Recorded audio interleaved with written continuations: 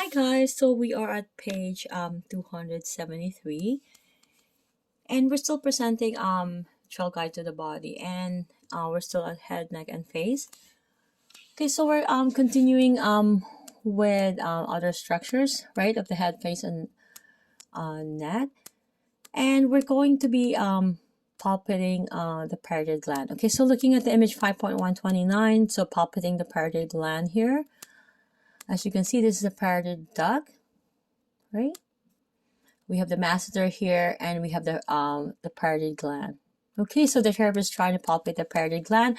Partner in a supine position. Place your finger pads in front of the earlobe of the masseter muscle. Okay, using gentle pressure along the superficial tissue. Palpate between the angle of the mandible and the zygomatic arch for the gland's gelatinous texture. Okay, so we are gonna press deep to the gland in order to feel the striated fibers of the masseter muscle and compare the different textures of these structures. Okay, so we're gonna move on to the parotid duct. Okay, looking at the image here of 5.130. The therapist is accessing under the base of the mandible for the submandibular gland. Again, sub is under, right? And in mandibular, this is the mandible gland, right? This is the submandibular gland. So you're gonna ask your partner to cleanse her jaw, and you place your finger pads below the zygomatic arch along the anterior edge of the masseter. So roll your finger back and forth in a superior inferior direction and palpate for the mobile horizontal tube. Okay, so you're gonna ask yourself these questions. Are you doing the anterior edge of the masseter? Is the duct the diameter of a strand of spaghetti, and does it run horizontally? Okay, so moving forward to submandibular gland. My apologies. Here the image. This is the image 5.130. So place a finger along the base of the mandible. That's along the base. Move your fingers medially underneath the base.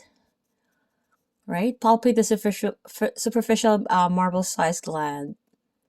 So can you roll your finger along the surface of the gland, outlining its shape? You're gonna have to ask yourself these questions. Okay, so we're gonna move forward to the thyroid gland. Looking at the image 5.131, we have the anterior lateral view here. So we have here the very popular sternocleidomastoid, or SEM.